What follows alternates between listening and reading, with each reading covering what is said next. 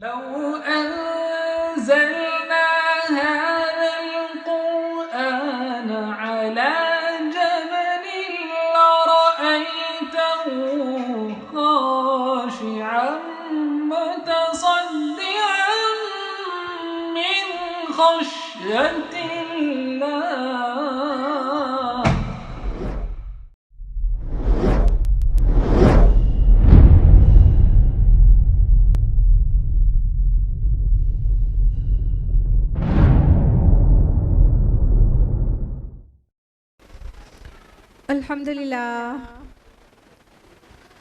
अल्हम्दुलिल्लाहि रब्बिल आलमीन वस्सलातु वस्सलामु अला रसूलिहिल करीम व अला आलिहि व अस्हाबिहि अजमईन अम्मा बाद अऊज़ु बिल्लाहि मिनश शैतानिर रजीम बिस्मिल्लाहिर रहमानिर रहीम शहरु रमज़ान अल्लज़ी उन्ज़िला फ़ीहिल क़ुरआन हुदल लिन्नास व बय्यिनातिम मिनल हुदा वल फ़ुरक़ान।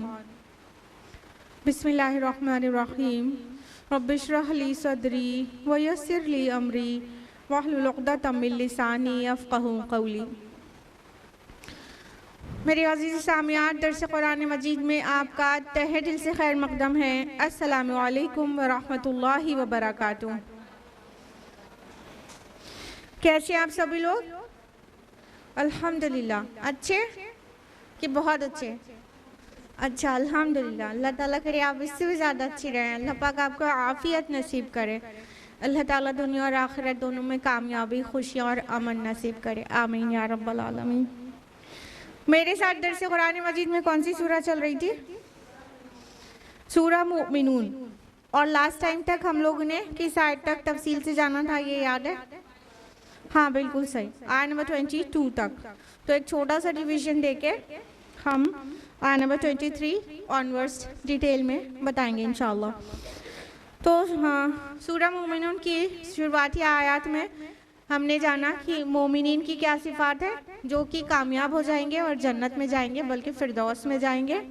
तो उनकी सिफ़ात जाना था स्टार्टिंग में। फिर उसके बाद अल्लाह ताला ने इंसान के तख्लीक के मुख्तलिफ मराहिल जो कि मदर्स वूम में गुजरते हैं, उसका तज़किरा किया और फिर अल्टीमेटली बता दिया कि आपको सबको मर जाना है और फिर उठाए जाना है।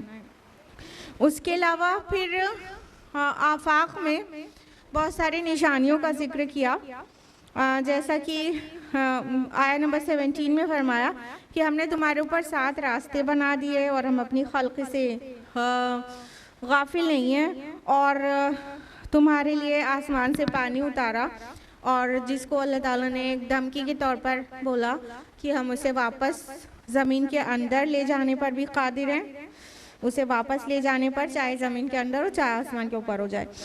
और फिर फरमाया कि तुम्हारे लिए खजूरों और अंगूरों के बागात बनाए अल्लाह ताला ने, जिसमें से तुम खाते हो, और एक ऐसे दरख्त का जिक्र किया जो बहुत बरकत वाला है। कौन सा दरख्त? जैतून का। फिर अनआम में यानी चौपायों में हमारे लिए क्या इबरत है और क्या सामान है, वो उसका जिक्र किया गया ताकि हम शुक्रगुजार बने। और फिर फरमाया कि और कश्तियों पर और उन पर यानी चौपायों पर तुम सवारी भी करते हो, आयत नंबर 22 में।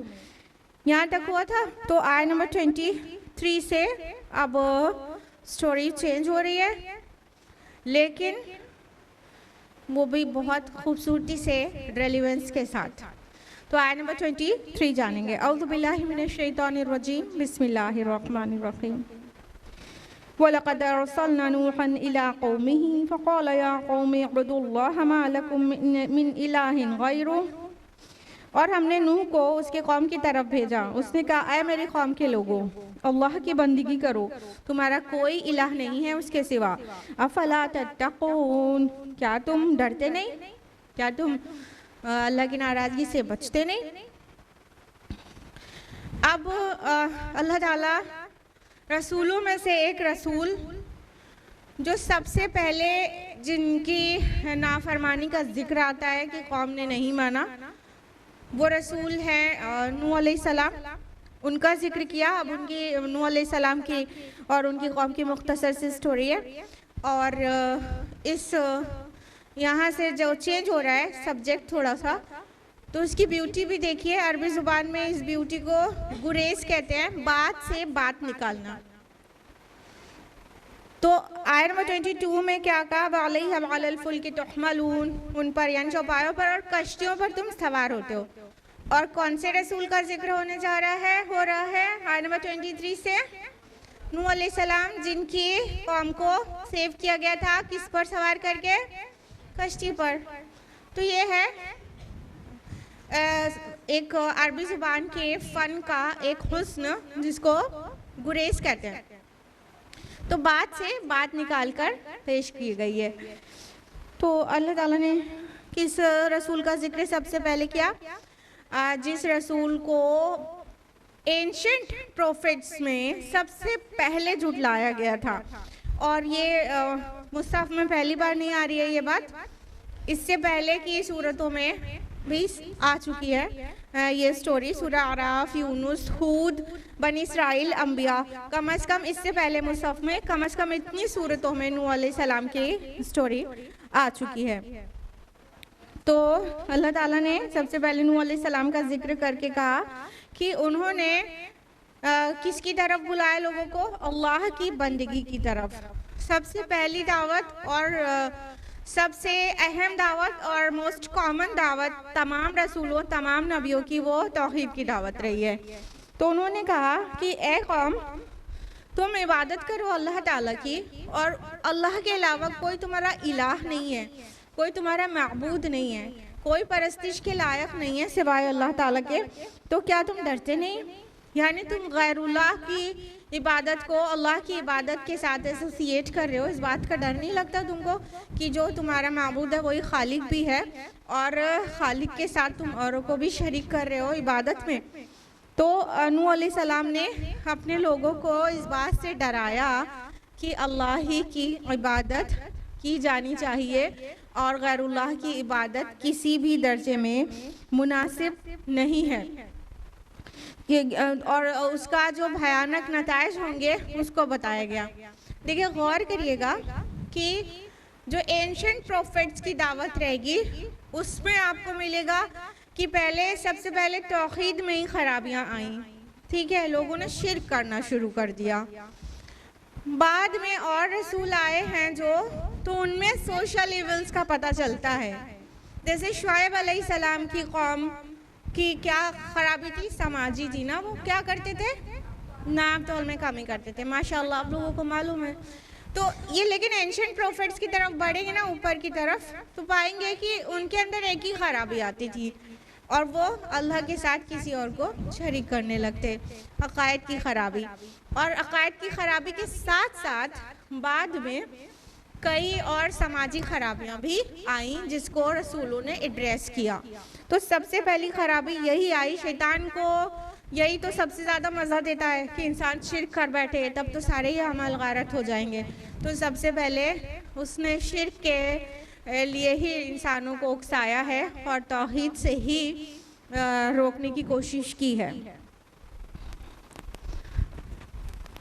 तो नूह अलैहिस्सलाम ने कितने साल तक अपनी कौम को दावत दी, 950 साल, सबको तो मालूम है। तो फिर हम वहाँ के बैठते हैं, किसी दिन आप लोग यहाँ आइए। माशाअल्लाह बारकल्लाहु फिल इल्म, अल्लाह ताला आप सभी के इल्म में बहुत इजाफा करे। तो इतने दिन तक नूह अलैहिस्सलाम ने कौम को बुलाया अल्लाह ताला की तरफ।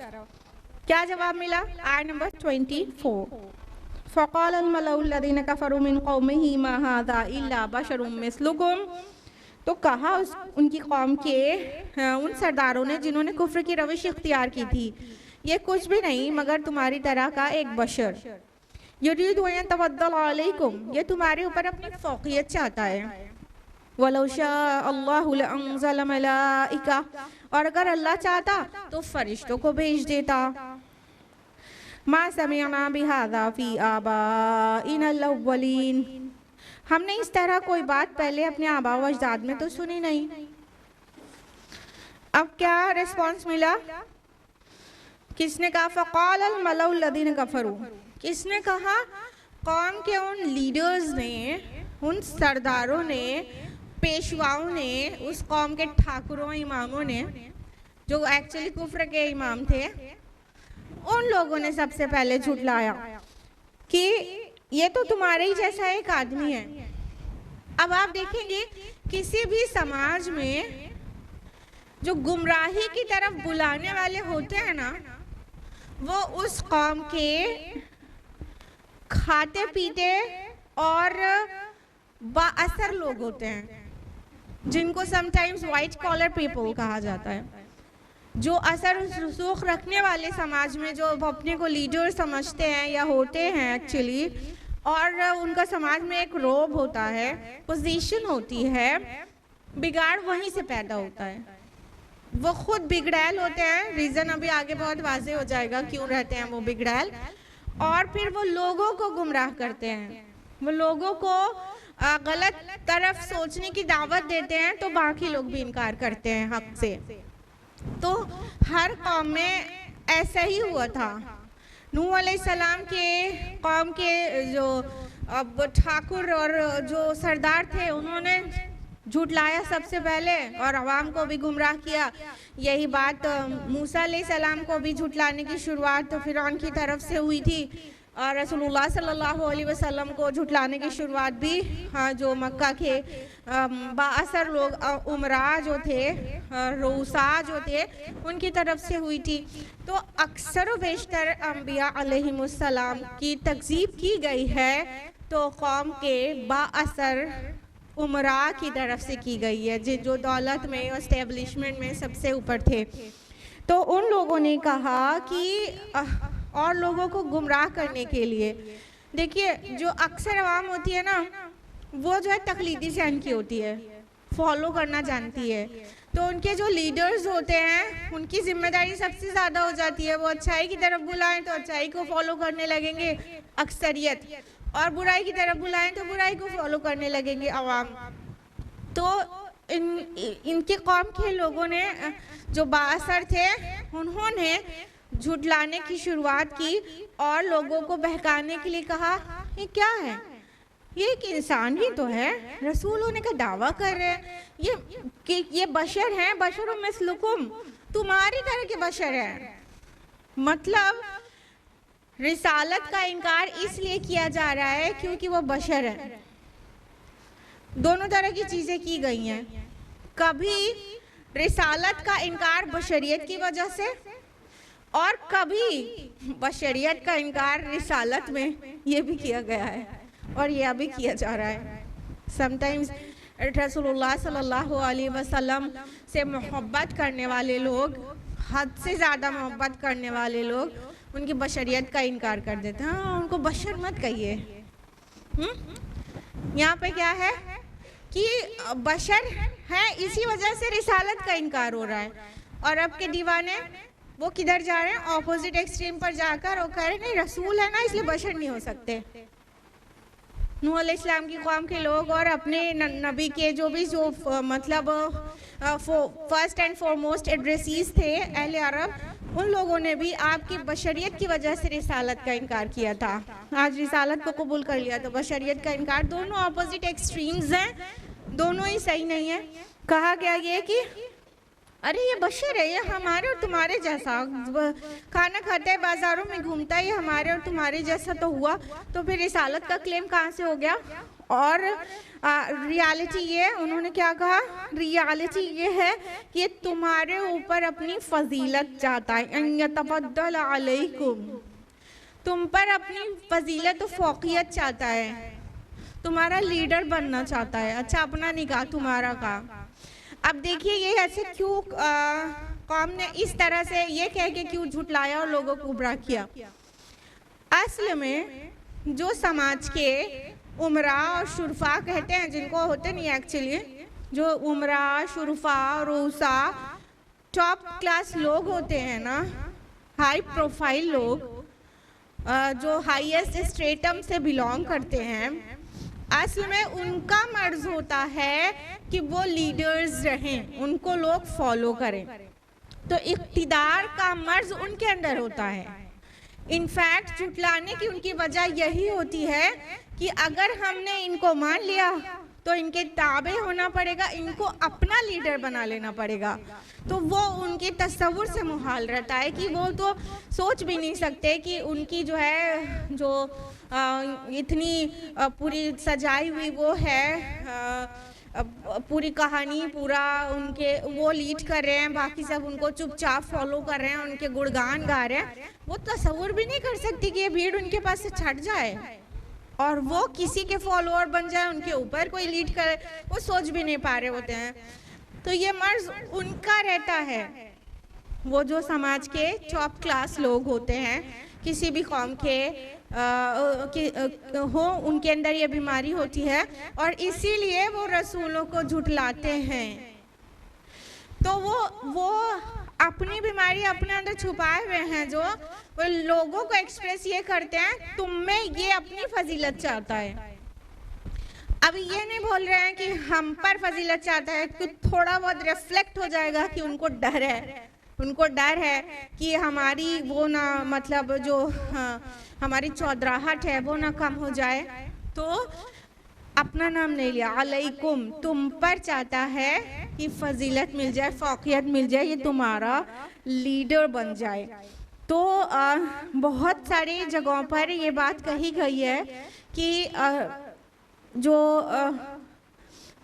रसूल है वो क्या है, मतलब रसूल को कह दिया गया ये बशर है इसलिए नहीं मानेंगे, बल्कि तुम पर ये अपनी फजीलत चाहता है। कम से कम इतनी सूरतों में, सूरह आराफ में, सूरह यूनुस में, सूरह हूद में, सूरह यूसुफ, रअद, इब्राहिम, नहल, बनी इसराइल, कहफ, अंबिया, मोमिनून, फुरकान, शुअरा, यासीन, हामीम, सजदा, इन सभी सूरतों में ये बात को वाज़ेह किया गया है कि तमाम अंबिया को इंसान ही थे और वो इंसान ही हो तो ही बेहतर है, क्योंकि आगे जो कहा जा रहा है वो कि अगर अल्लाह चाहता तो फरिश्तों को भेज देता। अब उनको मिसगाइड करने के हरबे देखिए। पहला हरबा कि ये तो बशर है, रसूल कैसे हो सकता है। दूसरा रीज़न कि ये इसलिए मतलब रिसालत का क्लेम कर रहा है ताकि इसको लीडरशिप मिल जाए।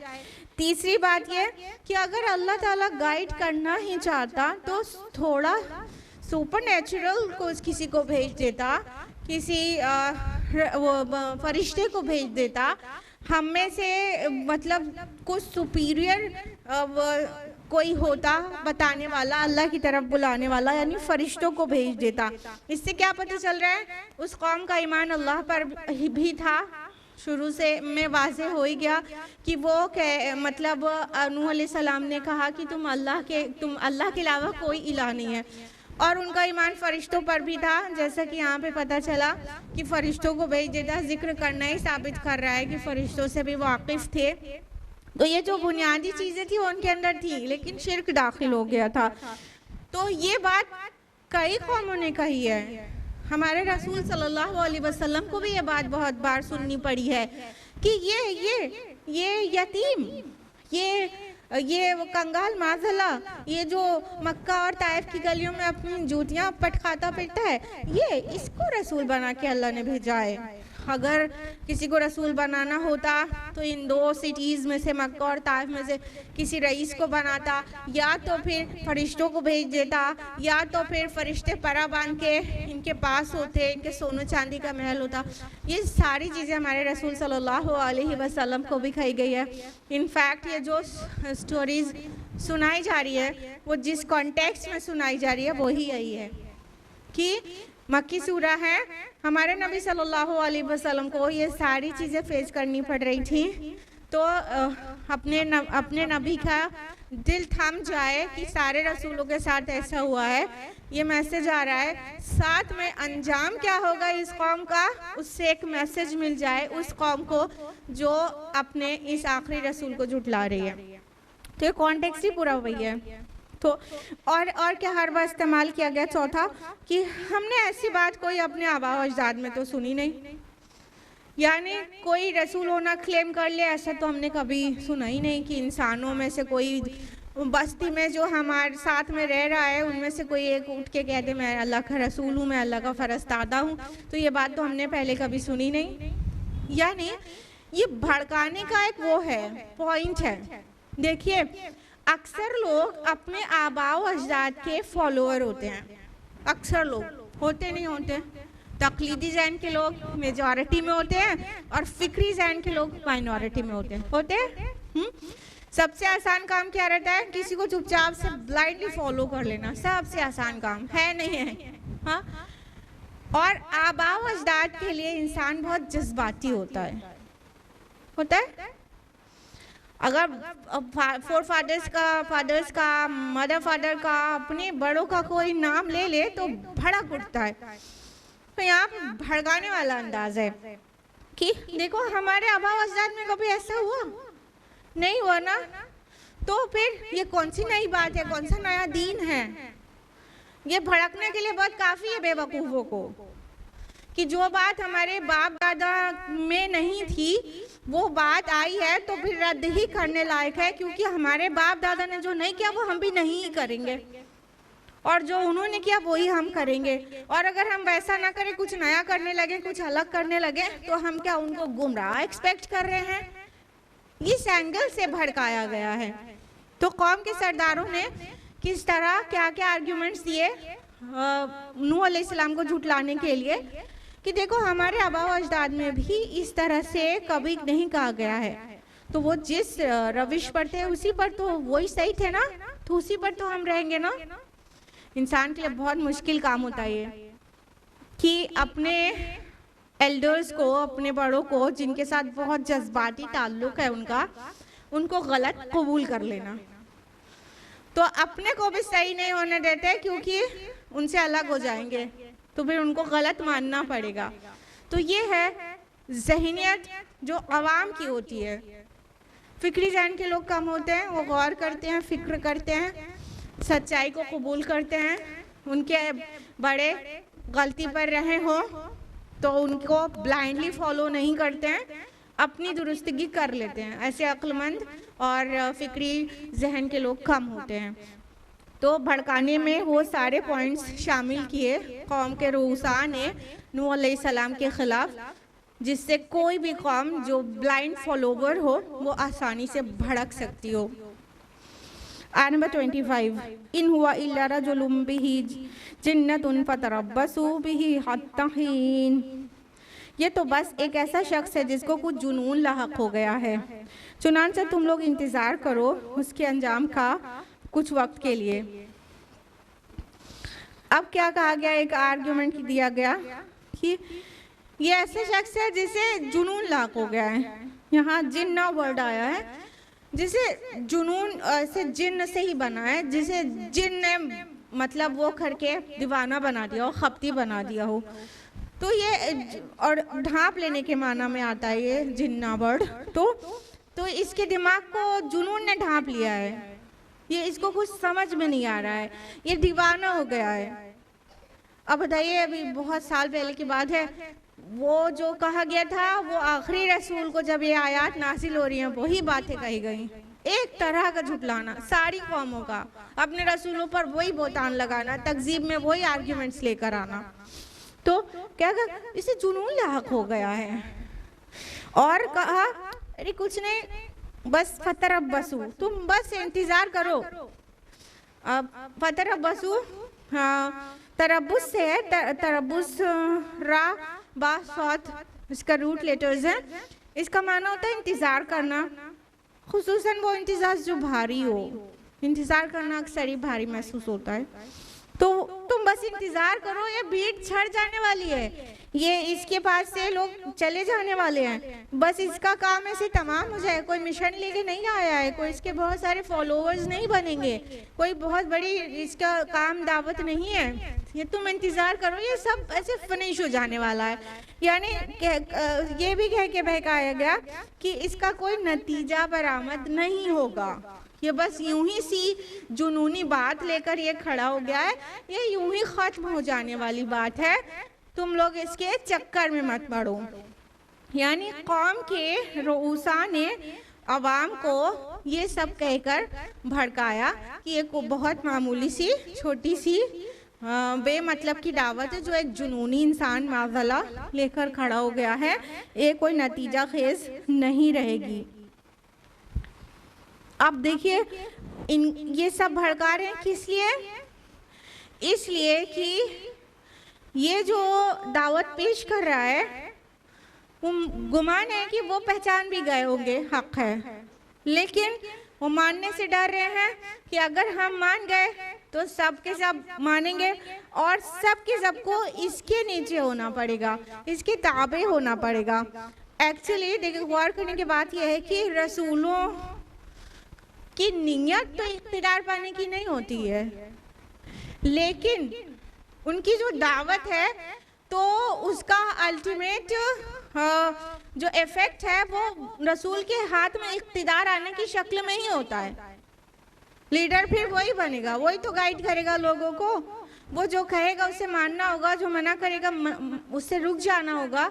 तो क्या है, अल्टीमेटली इख्तिदार उसके हाथ में आ जाता है। वो चाहता नहीं है इख्तिदार, इख्तिदार की भूख में ये नहीं करता है, लेकिन अल्टीमेटली इख्तिदार उसके हाथ में आ जाता है। यही बात उनको परेशान करती है। और जो नहीं मानने वाले लोग हैं, तकजीब करने वाले लोग, उनको बाद में यही कहने का मौका नेगेटिव वे में मिल जाता है, देखा देखा कर रहा है ना सब पर हुकूमत, माज़ल्लाह। मौलाना मौदूदी ने इसको बड़ी प्यारी सी मिसाल से समझाया है कि अब अंधों को इतना भी नहीं समझ में आए कि डाकू के हाथ में भी नश्तर होता है और डॉक्टर के हाथ में भी। डाकू भी वही काम करता है, चीरा लगाता है और उसके नतीजे में उसे दौलत मिलती है, और डॉक्टर भी वही करता है, वो नश्तर से चीरा लगाता है और उसके नतीजे में भी उसे दौलत मिलती है।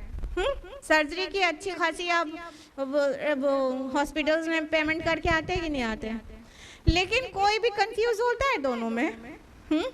डाकू के नश्तर और डॉक्टर के नश्तर में, दोनों के उसमें रेजर में कोई भी कंफ्यूजन होता है? डॉक्टर किस नियत से चीरा लगा रहा है और डाकू किस नियत से लगा रहा है, दोनों में कितना बड़ा डिफरेंस है। यही डिफरेंस है रसूल के इख्तिदार में आने और इख्तिदार के भूखे लोगों के इख्तिदार में आने में। हाँ, तो कोई अपने बातिल की दावत लेकर उठेगा, पॉसिबली वो उन पर वो इख्तिदार हासिल कर ले और उन पर राज करे। रसूल हक की दावत लेकर उठता है, चाहता नहीं है इख्तिदार उसे मिले, लेकिन मिलता है। अल्टीमेट रिजल्ट इख्तिदार ही की शक्ल में आता है, उसी का ऑर्डर चलता है, उसी के फॉलोअर्स बाकी बनते हैं, लेकिन उसका मकसद बहुत प्योर और बहुत नोबल होता है। जैसे डॉक्टर भी वही चूरा चलाता है, लेकिन उसका मकसद बिल्कुल अलग होता है। इसमें कंफ्यूज होने की कोई बात ही नहीं है। कोई बेवकूफ़ी कंफ्यूज होगा तो अगर कोई बातिल परस्त किसी रसूल या दाई के मुतालिक ये कहने लगे, देखो देखो मिल गई ना कुर्सी, उनको करने लगे ना सब पर हुकूमत, यही चाहते थे, तो ये ऐसे ही बेवकूफ़ी वाली बात है कि डॉक्टर पे कोई शक करे कि उसने नश्तर से चीरा लगाया और पैसा लिया। इसको समझना हमारे लिए आसान है, उसको समझना बाज़ औक़ात ईमानी कमज़ोरी से मुश्किल हो जाता है। आयत नंबर 26 में फरमाया, क़ाल रब्बिन सुरनी बिमा कज़्ज़बून। नूह अलैहिस्सलाम ने अर्ज़ किया, ऐ मेरे परवरदिगार तू मेरी मदद फरमा कि इस पर कि उन्होंने मुझे झुठलाया। अल्लाहु अकबर। ये नूह अलैहिस्सलाम की तरफ से दुआ थी, मदद की दुआ। एक तरह से कह सकते हैं कि ये उन पर अजाब लेके आने की दुआ थी। यानी नूह अलैहिस्सलाम तो 950 साल से उन्हें समझा रहे हैं, लेकिन वो हैं कि इनकार और इनकार ही करते चले जा रहे हैं। तो अल्लाह ताला ने तो अपने रसूलों से मदद का वादा किया है, तो अब नूह अलैहिस्सलाम ने उस मदद की गुहार लगा दी।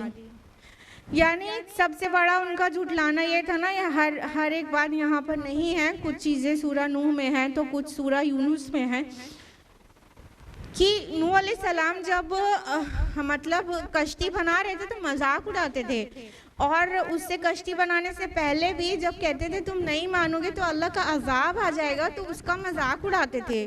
Yes they ridiculed him. फिर क्या तो उस सोचिए अजाब की खबर पे कोई मजाक उड़ाए तो खबर सुनाने वाला जो सादिक और अमीन है उसे कैसी तकलीफ पहुंचती होगी। कि खबर सुनाने का मकसद तो ये है कि तुम अपने को बचा लो, तुम्हारे सोल्स सेव हो जाएं उस टॉर्मेंट से, और ये उल्टा मजाक ही उड़ा रहे हैं, अच्छा वो अजाब आया तो नहीं, हम तो इतने साल से तुम्हें झुठला रहे हैं। तो कितनी तकलीफ होती होगी। यानी इस दर्जे में तकलीफ पहुंचा दी थी, इस दर्जे की तकजीब कर दी थी। यकीनी बात है अगर हम लोग को 20-30 साल कोई झुठलाए तो हम लोग तो बिल्कुल हार के बैठ जाएं।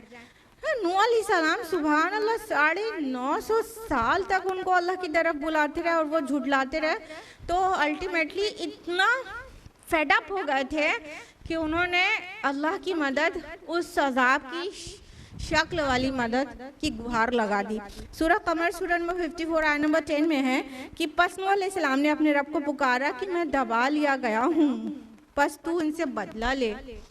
और सूरह नंबर 71 आयत नंबर 26 में है कि नूह अलैहिस्सलाम ने कहा है मेरे परवरदिगार इस ज़मीन पर काफिरों में से एक भी रहने बसने वाला ना छोड़, और अगर तूने इनको रहने दिया तो ये तेरे बंदों को सीधे रास्ते से गुमराह करेंगे और इनकी प्रोजनी से मुनकिर हक ही पैदा होंगे। यानी वो बिल्कुल फेडअप हो चुके थे और बहुत ज़्यादा तकलीफ में थे।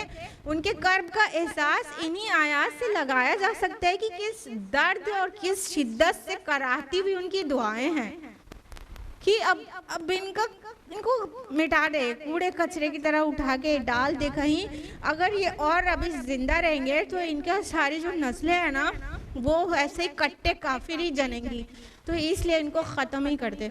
तो नूह अलैहिस्सलाम ने अल्लाह ताला की मदद की, दुआ की, गोया वो अजाब की दुआ थी। यहाँ पे मदद लफ्ज़ आया है लेकिन दूसरे मकामात वाज़े करते हैं कि इवन अजाब के ले आने की दुआ की थी। इस पे रसूलों के सब्र पे कोई हमें कन्फ्यूजन नहीं होना चाहिए। रसूल इंसानों में सबसे आला दर्जे का सब्र करते हैं जो हमारे सब्र से कंपैरेबल भी नहीं है, लेकिन वो भी बशर ही होते हैं, सिवाय इसके कि उनके पास वही आती है। वो भी इंसान ही होते हैं, उनका सब्र भी अनलिमिटेड नहीं होता, उनका सब्र का पैमाना भी एक ना एक दिन लबरेज हो जाता है। तो कभी कभी रसूलों ने अपनी कौम के लिए जब इंतहा हो गई है, उस इंतहा को हम लोग नहीं पहुंच सकते, उससे बहुत पहले ही हम लोग बद्दुआ कर देंगे, बहुत पहले। तो रसूल एकदम पीक पर मतलब पहुंचने के बाद तकजीब फिर बद्दुआ कर देते हैं। तो ये मतलब हमारे अक़ीदे के कुछ भी ख़िलाफ़ नहीं है कि हम रसूल के मुताल्लिक़ ये अक़ीदा ही ना रखें कि उसने कभी भी बद्दुआ की है। किसी भी एक्सट्रीम पर नहीं जाना चाहिए। अपने रसूल के मुताल्लिक़ भी यही किसी का गुमान रहता है ना कि हमारे नबी ने कभी बद्दुआ नहीं की, ऐसे खुले हम छोड़ बोलते हैं कभी बद्दुआ नहीं की। ठीक है, हमारे नबी अखलाक का पैकर थे और अक्सर टाइम खाली दरगुजर से काम लिया है, लेकिन बद्दुआ भी की है। पूरी मतलब नमाज उसके लिए है कि मतलब कौम को बद्दुआ करने के लिए। जब साहबा को इतना कत्ल कर दिया था तो आप सल्लल्लाहु अलैहि वसल्लम ने उनकी बद्दुआ के लिए नमाजें पढ़ी थी। तो कई रसूलों से साबित है, मूसा अलैहिस्सलाम ने भी एक तंग आने वाला जो टाइम आ गया था उसके बाद फिर कौम के लिए अजाब की दुआ कर दी थी। तो इसमें कुछ भी मतलब अक़ीदे में कोई कमी नहीं आती रसूल के मुताल्लिक़ और उसके सब्र के मुताल्लिक़। वो इंसान ही होते हैं, एक ना एक दिन कभी उनका भी सब्र का पैमाना लबरेज हो जाता है। तो अपना इस तरह से बदला तो नहीं लेते ज़ातियात पर, बल्कि अल्लाह से गुहार लगा देते हैं मदद की कि अब अल्लाह पाक आप ही इनसे बदला ले लीजिए। जब उन्होंने दुआ की तो अल्लाह ताला ने क्या कहा, फ़अवहयना इलैहि अन इस्नइल फुल्का बिअयुनिना व वहयिना। तो हमने उसकी तरफ वही की कि हमारी निगरानी और वही की हिदायत के मुताबिक एक कश्ती बनाई है।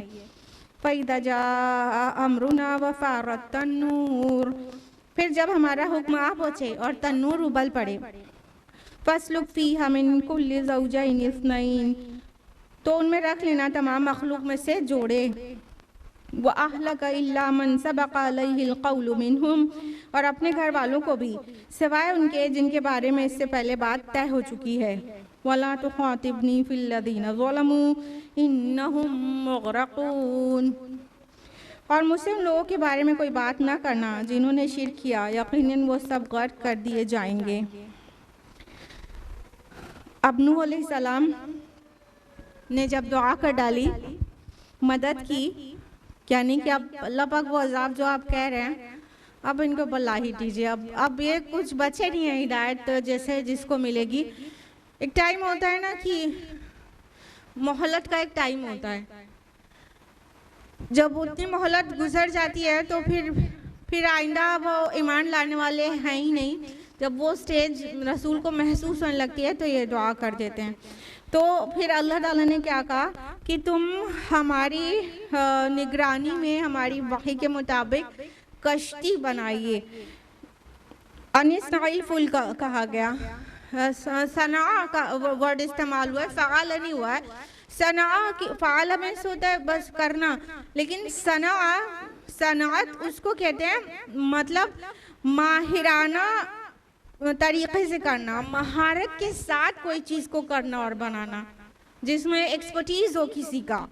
तो अल्लाह ताला ने नूह अलैहिस्सलाम को कहा कि हमारी वही के मुताबिक जैसे हम तुमको गाइड करें वैसे तुम एक कश्ती बनाओ, एक शिप बनाओ।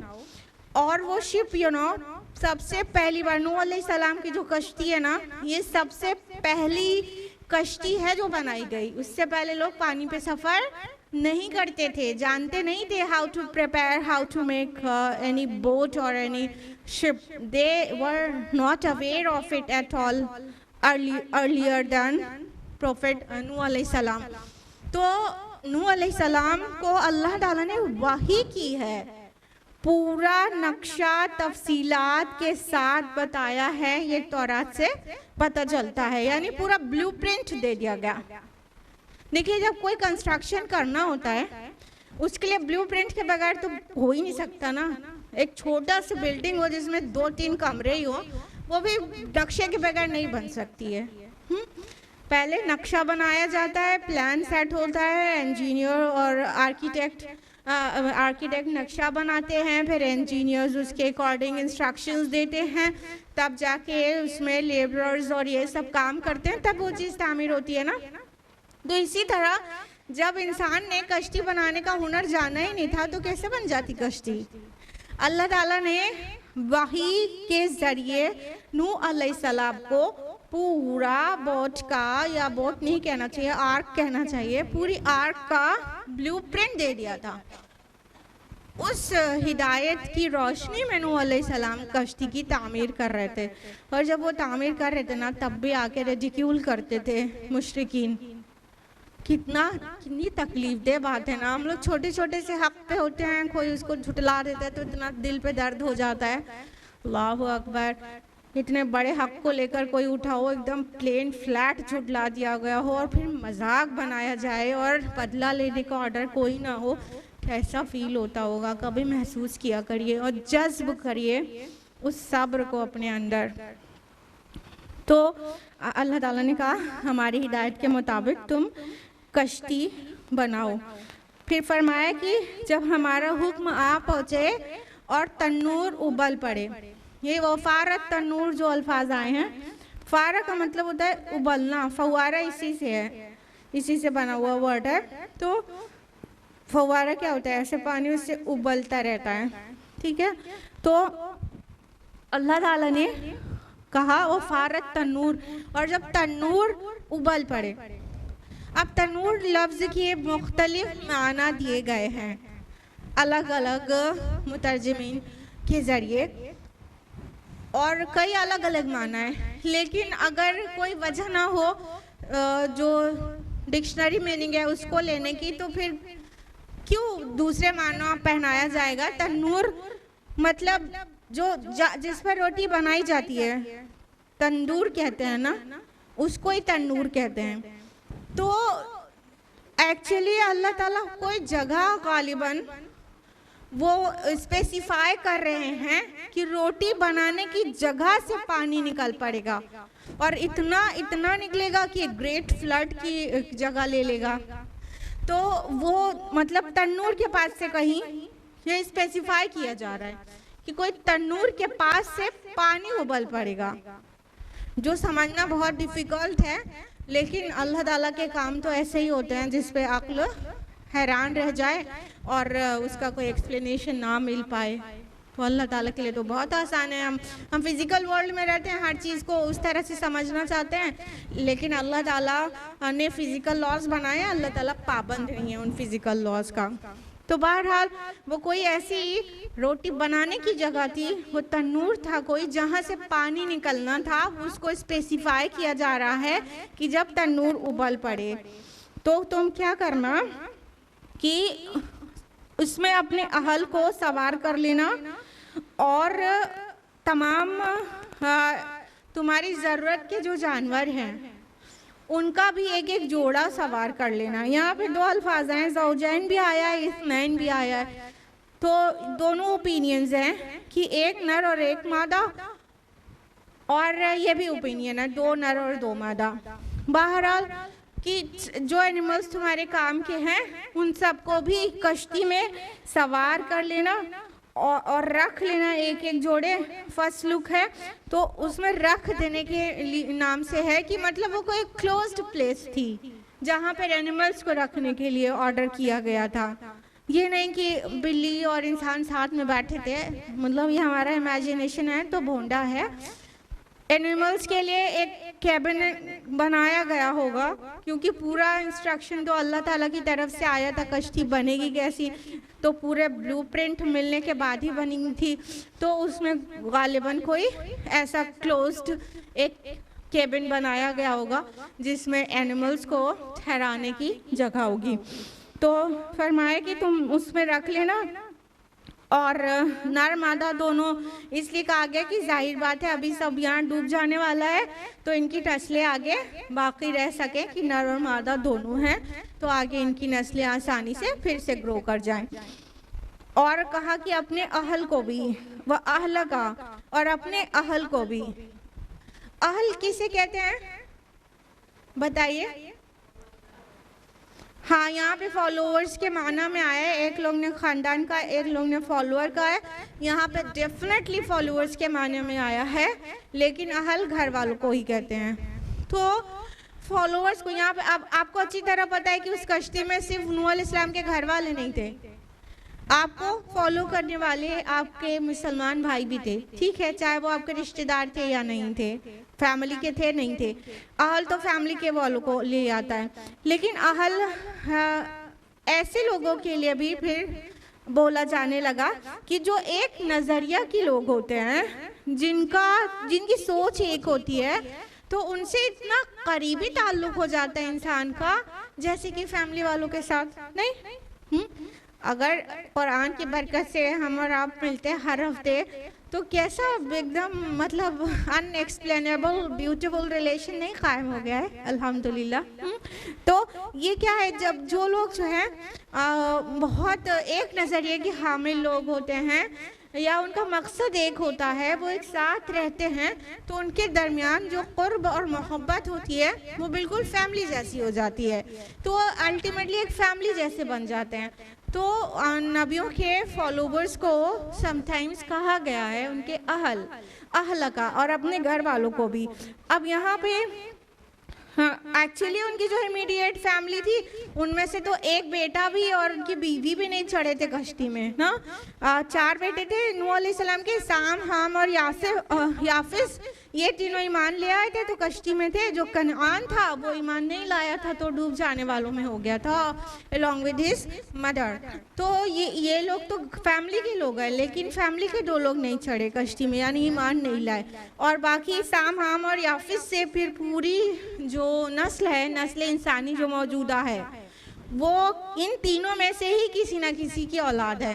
जितने प्रोफेटिक रिलीजन्स हैं, सेमेटिक रिलीजन्स हैं, इस्लाम, क्रिश्चियनिटी, जुडाइज़म, ये सब साम की औलाद हैं। हाम और याफिस की औलाद भी मुख्तलिफ इलाकों में है दुनिया की, लेकिन पूरी दुनिया की आबादी जो अब है वो नूह अलैहिस्सलाम के 3 बेटों से ही आगे बढ़ी है बाद में, क्योंकि ये it was a local flood, actually it wasn't a global flood, लेकिन वो आबादी ही उतने इलाके में थी पहले दुनिया की, समझ रहे हैं?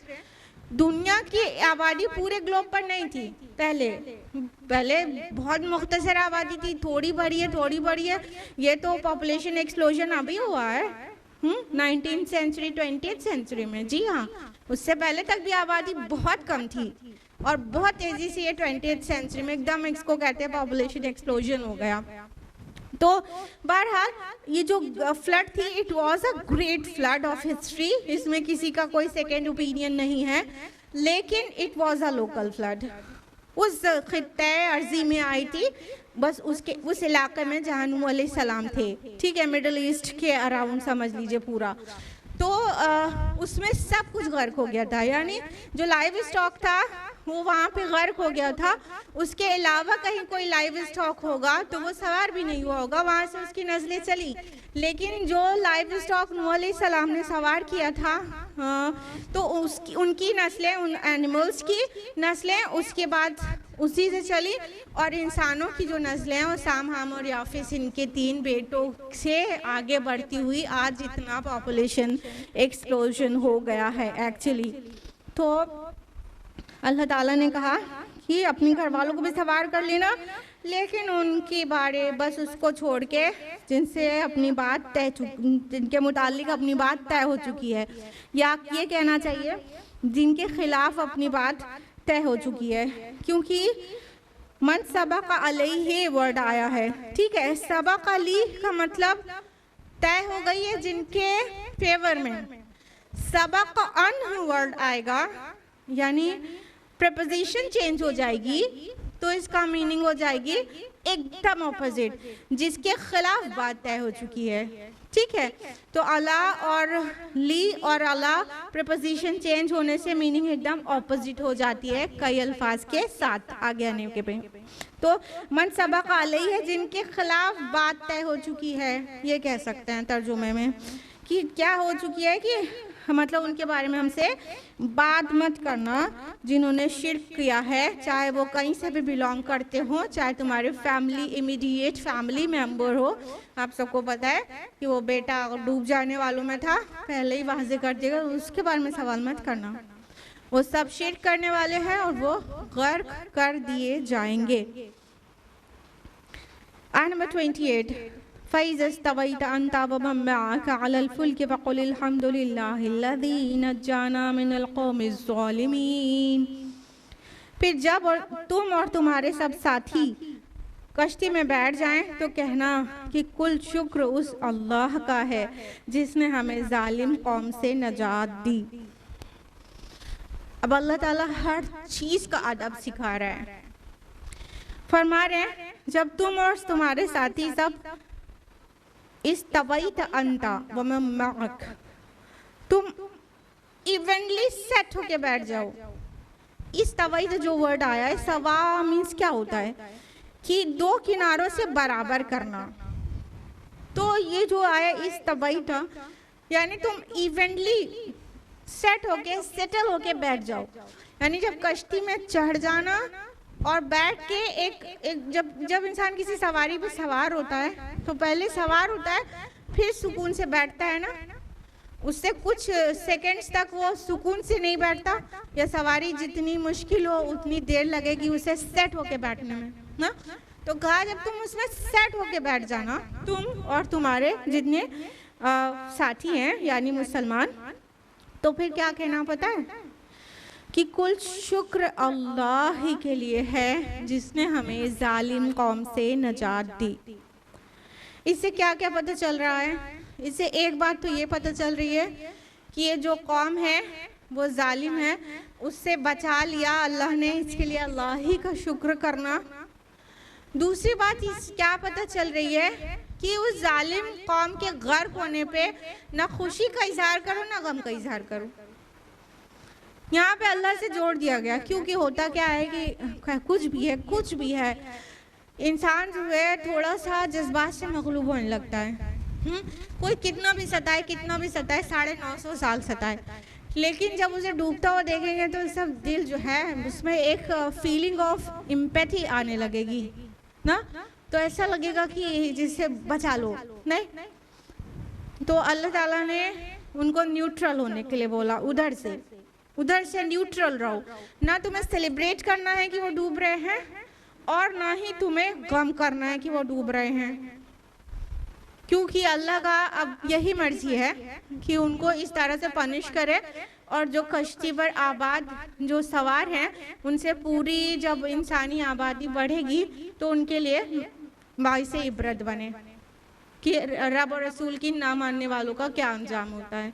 तो अजाब के मकासद यही होते हैं, ठीक है। सज़ा देना तो जिनको सज़ा मिली उनको सज़ा देना तो एक मकसद है, उससे बड़ा वाला मकसद तो ये है कि बाकियों के लिए सामान्य इबरत हो जाए। तो यहाँ पर न्यूट्रल होने के लिए कहा गया गरकाब होने वालों के मुतालिक। और आपको क्या करना है, इस्लामी करीना ये है कि हर चीज़ को अल्लाह की तरफ मंसूब करो। तो अभी ये कितना परेशान कर रहे थे, आपको मेंटली टॉर्चर करके रख दिया था, इतनी तकजीब की थी और अल्लाह ताला को मानने से उसकी इबादत को अकेले करके करने से इनकार कर दिया था। तो अब उनसे अल्लाह तुम्हें नजात दे रहा है, तो अब क्या करो, अल्लाह ही का शुक्र करो। तो देखिए जब कोई कामयाबी मिले या कोई भी तरह का अचीवमेंट हो या किसी मुश्किल से बाहर आए तो इस्लामी अदब क्या है कि अल्लाह ही का शुक्र किया जाए। तो ये इतनी छोटी बातें कहा जा रहा है तो लेकिन ये छोटी नहीं होती हैं, इन्हीं सब से नफ्स की तरबियत होती है, इसी से ईमान में इजाफा होता है और अल्लाह से ताल्लुक़ उस्तवार होता है। तो हर ऐसे मौके पर, हर तरह के मौके पर अल्लाह की तरफ पलटना चाहिए और जब किसी मुश्किल से नजात मिली तो भी अल्लाह की तरफ मंसूब करना चाहिए कि ए अल्लाह आपका बहुत ज़्यादा शुक्र है कि आपने इस जालिम कौम से नजात दी। किसी कौम की बदबख्ती के लिए इतना बहुत है कि उससे नजात मिलने पर अल्लाह का शुक्र अदा किया जाए। तो अब समझ लीजिए कि इतनी बदबख्त वो कौम थी कि उससे अलहदा होने, उनसे फुर्सत पाने में शुक्र करने के लिए कहा जा रहा है अल्लाह ताला का। आयत नंबर 29, वक़ुल रब्बि अंज़िलनी मुनज़लन मुबारका, और दुआ करना ए मेरे परवरदिगार मुझे उतारियो बरकत वाला उतारना, व अंता खैरुल मुंज़िलीन, और यकीनन तू ही बेहतरीन उतारने वाला है। फिर उसके बाद सिर्फ सवार होने पे शुक्र नहीं, वो जो सफ़र में तुम रहोगे उस पर अल्लाह ही को याद करना, और जब उतरना कश्ती से तो भी अल्लाह की तरफ सब कुछ मंसूब कर देना और अल्लाह ही से भीख की तरह मांगना, दुआ करना कि ए रब मुझे बेहतर उतारियो। ये जो दोनों आयत है ना, आयत में 28-29, ये हिजरत की दुआ है। हमारे नबी सल्लल्लाहु अलैहि वसल्लम को भी अल्लाह ताला ने हिजरत की दुआ सिखाई थी। ये सिर्फ नूह अलैहिस्सलाम की कश्ती पे सवार होना और उससे उतरने के लिए नहीं है, जो कि हम और आप नहीं होने जा रहे हैं। जब भी हम किसी नए टाउन या सिटी को अप्रोच करें, किसी नई जगह पर जाएं, तो ऐसे पढ़ना चाहिए कि अल्लाह ताला हमको बेहतर उतारना, बरकत वाला उतारिए। मतलब हमारे इस शहर में दाखिल होने को बरकत से भर दीजिए, खैर से भर दीजिए। तो ये कहीं भी जाना चाहिए सफ़र करके और किसी शहर में दाखिल होना चाहिए, उतरना चाहिए। उतरना माना आसमान से उतरना नहीं होता ना, खाली उतरना माना सवारी से उतरना भी होता है नहीं होता है। हाँ, आप चाहे एरोप्लेन से जाएं तो वाक़तन उतर रहे हैं, लेकिन अगर आप बाई रोड जाएं या आप किसी एनिमल पे सवार होके जाएं तब भी उतर ही रहे हैं। और उतरना एक माना और लिए रहता है, वो क्या, नुजुल माना क्या होता है, मेहमान नवाजी, ठीक है, ज़ियाफ़त, मेज़बानी। तो इसमें एक और माना छुपा हुआ है कि ए अल्लाह हम आपके मेहमान हैं, आप ही हमारे मेज़बान हैं। अब क्या है अपने पास, हाँ, सब कुछ पानी में गर्क हो चुका है और जब ये पानी खुश्क होने का ऑर्डर आएगा और हम फिर से ज़मीन पे आ पाएंगे तो मेरे अल्लाह सब कुछ ख़त्म हो जाएगा। आप हमारे अगर मेज़बान बन जाए तभी अपना गुजारा होने वाला है, नहीं तो कहाँ होने वाला है। तो अल्लाह हमें बेहतरीन मेज़बानी नवाजिएगा, हमारे बेहतरीन मेज़बान बन जाइएगा और हम आपके मेहमान ही हैं कि हमको फिर से ज़मीन पर खाने पीने और रहने बसने के लिए मिल सके। यार तसव्वुर करिए, माउंटेन रेंजेस हैं, ठीक है, उसके दरमियान की जितनी वैलीज हैं सब पानी से फिल्ड हैं। बहुत लोकल फ्लड हमने कहा, इसका मतलब आप बहुत थोड़े से हिस्से पे समझे क्या? कॉमन सेंस की बात है कि जब पानी बढ़ के कोई चीज़ भरेगी तो पहले जहाँ जहाँ प्लेन है उसमें सब में फिल नहीं होती चली जाएगी, उसके बाद ही वो पहाड़ पर पहुँचेगा पानी ना। तो जितनी वैलीज हैं सारे पहाड़ों के दरमियान वो पहले फिल हो जाएंगी तभी तो ना। तो ये इतना ग्रेट फ्लड था कि हिस्ट्री में इसको बहुत मतलब बहुत नोन है, खाली मुसलमानों के आने, ज्यूज़ में, क्रिश्चियंस में, हिंदूज़ में, सारे मतलब ह्यूमन हिस्ट्री में ये नोन फ्लड है कि एक फ्लड आया था, बहुत ग्रेट फ्लड था। पूरी ह्यूमन हिस्ट्री में ये फ्लड जो है मारूफ है, वो खाली मुसलमानों के आने, इतना बड़ा फ्लड था। तो तस्वुर में लाइए, पहाड़ों के दरमियान जितनी वैलीज हैं सब में पानी भर गया है। फिर बोला सीन कि भाई उनका लड़का कह रहा था नहीं हम तो किसी पहाड़ को जा लगेंगे बच जाएंगे, तो पहाड़ की चोटी तक भी पानी पहुंचना था। तो इतना पानी रेज हो चुका है। कहाँ से निकला है? रोटी बनाने की जगह से, तटूर से, वहां से फूट रहा है जमीन से, और बारिश भी हो रही है, नीचे से भी पानी फूटता ही जा रहा है, ऊपर से बारिश हो रही है और पूरा पूरा एकदम गर्काब हो चुका है। ज़रा सा इलाका नहीं, एक बहुत बड़ा इलाका, यानी जित ह्यूमन पॉपुलेशन जहाँ तक थी वो सब तकरीबन शायद, तो वो पूरा इलाका एकदम भर चुका है। फिर उसमें कितना खौफ का मकाम होगा कि मतलब कश्ती अब पहाड़ों के ऊपर है, अब किसी चट्टान से टकरा जाए तो खैरियत से उतरेंगे उस कश्ती से तो क्रश हो जाएगी ना। मतलब अब पहाड़ तो अब जब पानी भर गया तो कुछ दिख ही नहीं रहा है कि नीचे कहाँ पे वैली और कहाँ पे माउंटेन्स हैं, और चलते वक्त किसी चट्टान से या पहाड़ से जोरदार टक्कर हो जाती है तो मर ही जाने वाले हैं ना। तो दुआ बनती है ना ये भी करने की, अल्लाह पाक अभी इनसे नजात तो दे दी, अब हमारा उतरना भी बाबरकत कर दीजिए। अब ये जो पानी से और फिर कश्ती से बाहर उतरेंगे उसको बाबरकत बना दीजिए। आयत नंबर 30, इन्ना फी ज़ालिका लआयातिन व इन कुन्ना लमुब्तलीन, यकीनन इसमें बड़ी निशानियाँ हैं और यकीनन हम आजमाने वाले हैं। ये नूह अलैहिस्सलाम की स्टोरी को समाप्त यहाँ पे किया गया कि इसमें बहुत बड़ी बड़ी निशानियाँ हैं। लआयात कहा गया, एक निशानी नहीं है, बहुत सारी निशानियां हैं। तो कोई गौर व फिक्र करे वो निशानियां सारी निकाल लेगा। यानी इस सरगश्त का जो मकसद है वो बयान किया जा रहा है इस आयत में कि नूह अलैहिस्सलाम की पूरी स्टोरी क्यों बताई गई कि अहले मक्का तुम ये समझ लो कि तुम हमारे नबी को वैसे ही झुटला रहे हो जैसे नूह अलैहिस्सलाम को झुटलाया गया था उनकी कौम के जरिए। तो उनका क्या अंजाम हुआ वो तुम देख लो, इसमें तुम्हारे लिए बहुत सारी निशानियां हैं। तो हमारे और आपके लिए भी, रहती दुनिया तक के लिए भी इसमें बहुत सारी निशानियां हैं। गौर करेंगे तो क्या क्या बातें सामने आएंगी। एक तो ये कि अल्लाह ताला अपनी मखलूक की तख्लीक करने के बाद बेताल्लुक होकर कहीं बैठ नहीं गया है, रेस्ट में नहीं चला गया माज़अल्लाह, जैसे ईसाइयों का अकीदा है कि 7th डे गॉड टुक रेस्ट। माज़अल्लाह अल्लाह ताला रेस्ट पे नहीं चला गया है कि अब सबको बना दिया, सबकी ज़रूरियात के लिए सामान रख दिया, अब हम आराम करें माज़अल्लाह सुम्मा माज़अल्लाह अस्तग़फिरुल्लाह, नहीं, बल्कि हम वक्त उनकी हिदायत का इंतज़ाम, उनके जीने का इंतज़ाम और कूड़ा करकट को हटाने का इंतज़ाम और हक की मदद करने का इंतज़ाम, इसमें मशगूल है। वो हर रोज़ एक नई शान में है। सूरा रहमान में पढ़ते हैं आप लोग। उसके अलावा क्या पता चलता है, पॉइंट नंबर 2, कि अल्लाह ताला मुकज़्ज़िबीन को भी ढील देता है, एक सही वक्त पर उनको पकड़ता है, उससे पहले तक रस्सी ढीली किया रहता है। यानी मोहलत सबको मिलती है, किसी को भी मोहलत दिए बगैर क्रश नहीं कर दिया जाता। पॉइंट नंबर 3 क्या पता चलता है कि अल्टीमेट सक्सेस हक पर जो होता है यानी रसूल और उसके साथी उनको मिलती है, और जो रसूल की तकज़ीब करता है उसको मिटाया जाता है, और सक्सेस हक पसंदों को मिलती है। चाहे इस तरह 1 मिलेनियम लेस दैन 50 ईयर्स ना, 1 मिलेनियम इतनी मतलब मेहनत और कशमकश के बाद वो हासिल हो, लेकिन अल्टीमेट सक्सेस उन्हीं को मिलेगी हक पर रहने वालों को। चौथी बात क्या पता चली कि ये जो अंबिया की दावत है, इन सभी रसूलों की दावत भी ऑलमोस्ट एक जैसी है और उनकी मुखालिफत भी एक जैसी है।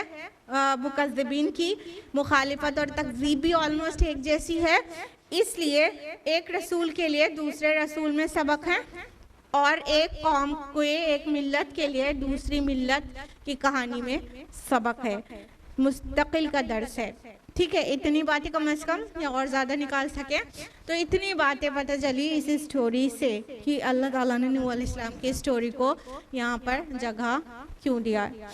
वक्त हो चुका है, आज के लिए इतना ही। अल्लाह ताला से दुआ है कि वो हम सभी को कुरान मजीद पढ़ने, समझने, गौर व फिक्र करने, अमल करने और समाज में फैलाने की तौफीक अता फरमाए। आमीन। वाखिर दावाना अल्हम्दुलिल्लाहि रब्बिल आलमीन। वस्सलामु अलैकुम व रहमतुल्लाहि व बरकातुहू।